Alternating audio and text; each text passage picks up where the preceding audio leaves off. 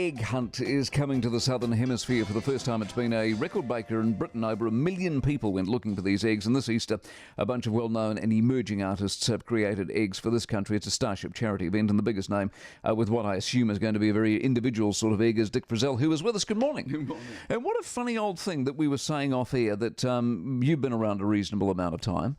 And I've been around a reasonable amount of time, and yet I've never talked to you. That's right. Isn't it extraordinary in a country of 4 million people that we've never crossed paths before? I was thinking that when we drove in. It's a great pleasure too, because I'm a big fan of yours, very big fan of yours. So the egg, first of all, is it brilliant? Brilliant. Yeah. My one is, yeah.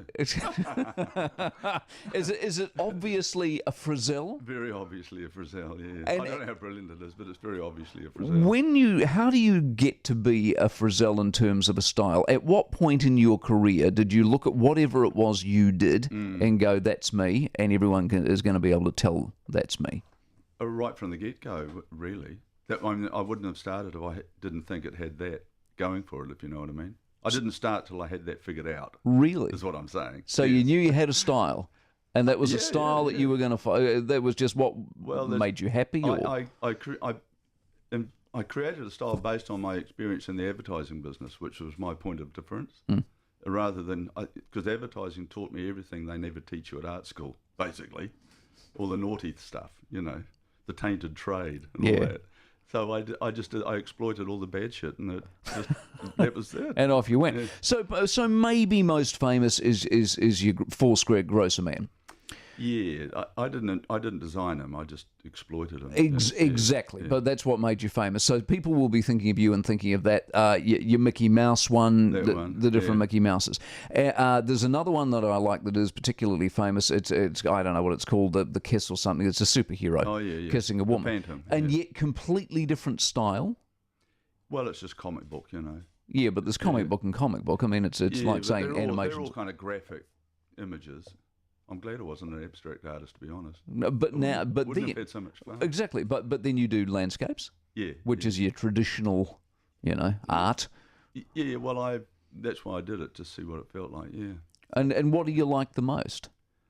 Well, the graphic stuff's the landscapes are hard work, basically. You know what I mean? There's sweaty stuff, and the graphics is fun. Yeah. So it's kind of And so how much of it was ever about money and success? Because a lot of what you've also done is, you buy 1 million Frizzell prints, for example. So you get the original and there's a whole lot of limited edition prints. And so there's a commercial side to you as well. Yeah, we're doing posters now, actually. We've done the whole lot. How do you decide what's enough and what's good and what's acceptable and what's not? Oh, I still don't know. You know, you talk to a pop star, they don't know what makes a successful song either. You just, you know what I mean? Some things click and... Yeah. You know, I don't wake up in bed and think, shit, that'll be a winner. I just do it, and then it turns out to be a winner, you know. It must become... Have you had failure in that sense when you say not? Yeah, for every successful print, there's another one that just stays under the bed, you know. Inexplicably? Yeah, in my view, yeah. Because I look at a lot of your work. I got a couple of pieces, and one of them, in fact, there's a place down the road from me that's got one for sale at the moment, which is a stack of dishes. Oh, yeah. I don't know what you called it, but it's a stack of dirty dishes. It's called Domestic Bliss. Is that a hit? It is, actually. Good, one. Because that to me strikes me as being very clever. Yeah, well, it was just a junk mail catalogue image that just worked, you know. I think it's probably more than that, Dick. Otherwise, we'd all be drawing stacks of... No, I got it from a junk mail. From a Briscoe's ad or something. You're joking. So the junk mail comes through your letterbox, and then I cut it up and use it, and turn it into a stack of dishes. Yeah, basically. And that's a Frizzell. Yeah, or a bucket lying on its side or something. You know, every now and again something just sings out. Jeez, use me. That's amazing. Are you driven by inspiration then in that case, or are you one of those artists who goes, right, it's 8 o'clock, I need to start work for the day? Oh yeah. I'm a big believer in turning up. You know, just in case the muse is waiting, you know. And is it, generally? Yeah, you'd be surprised, actually. Or sometimes it's a 4 a.m. thing. Seriously? Yeah. So you're up at 4? No, I make a note, you know. Oh, I must do that. Must paint that bucket. and you're often running at 8 o'clock in the morning. So you're a 9 to 5, a Monday to Friday. You know, it's a career, it's a job. Yeah, totally. Yeah. And what about your son, who I'm also a fan of, by the way, Otis? How much of his success in what he did in the world of art, and I mean, it was graffiti and all that sort of thing? Graffiti and tattooing. It's kind of applied art, street art, that Otis has come to the sort of discussion from this unusual angle. Yeah. And has he come to that because he just hung around with a dad with a lot of paint and a lot of brushes? I think there's probably got a fair... He did, and he's a natural draftsman. I mean, he's incredibly clever. So that's the drawer. Genetics. It then. must be, yeah. Well, his other brother's good at drawing too. Josh, the film director, Right. So does his own storyboards and stuff. So you're just so it's just you're born with it and you got it, and then because you're hanging around. I met Jude at art school. She was an art student, so I mean it's. What I mean. So you'd be gutted then if they weren't. Well, my daughter's an economist. She didn't. But she married an artist. Oh, really? Oh, thank goodness for that. Is it a competitive family in that sense? No. So it's whoever does whatever, and we're all good at art, and it's great. It doesn't seem to bother them. Somebody asked Otis in an interview once, what was it like growing up in your father's shade or something? And he said, I always saw it more like growing up in his light. I thought, wow. What a great way, what a nice way of putting it, isn't it? And he didn't go to art school. No. And yet you did. Well, I did to get out of the Hawke's Bay, to be honest. And just to hang out with a whole bunch of freaks. Which was my next question. Do you learn to be an artist? Yeah. Do you need to train to be an artist? Oh, of course you do. You do? Yeah.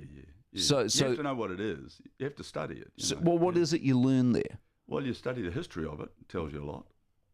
Where it came from and how it evolved and how one thing grows.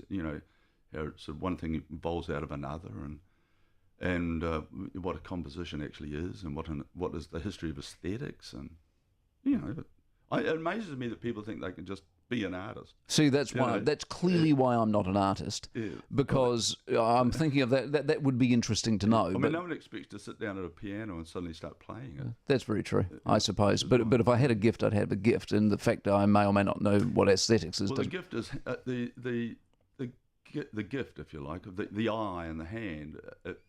If you've got that, it is handy.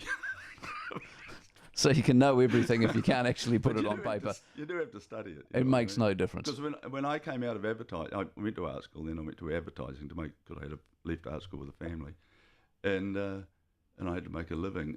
And then when I went back into art again, like I said before, with that art, using the advertising, then all of a sudden all my art director mates suddenly thought they could be artists too, you see. And I said, how did you do that, Dick? And I said, well, first of all, you've got to read, get yourself a library card. And you know what I mean? Ah, dear. And so, and was there a point? I mean, your work goes for a great deal of money. And original work is a very, it's a serious piece of investment art these days. Does that, is that part of the equation? Doesn't really bother you? You don't think about it, or it is what it is? It is a bit weird, all that money and being sort of, I don't know, trapped by, because the only people who can buy it are rich people. Yeah. You know what I mean? So you're kind of in the thrall of the. And I'm not a Tory by any measure. Well, most artists aren't. No, and so suddenly you cross into that world of the elite, and you I know. It's weird. I mean, it should keep you awake at night, but it doesn't. It doesn't. You rationalise it. Exactly. But is that part of where the charity comes in? Because you do a lot of charity work. A lot of charity, yeah. Well, it is, I guess. Yeah, totally. The giving back? The giving back, yeah. And what happens to your egg if once it's found, it's auctioned off? Yeah. Where would you put it at home? I mean, how big is it for a start? Well, it's about this big, but it's on a plinth. This is radio, Dick. There was of no use. There was no use to anybody. It's like a good armful, Okay. I mean? Yeah, it's a good armful, a big hug, like a big pot plant. But and it's presented on a plinth, and it's an attractive object. See? It's an installation in that sense. Well, it's an objet d'art. An objet d'art. and so, you put it in the lobby, Can you give us clues as to what it looks like, or is that against the rules? I don't think it's against the rules. Oh, maybe it is. Okay, don't go there. I don't want a lawsuit out of all of this. Anyway, looks like a Frizzell. It looks like you'll instantly recognise it. It's like no one else's. Anyway, it's been lovely to finally talk with you. Good luck with the egg and the art and everything. Nice. That's grand. Nice to see you. Good interview. Dick Frizzell, it is 8:22.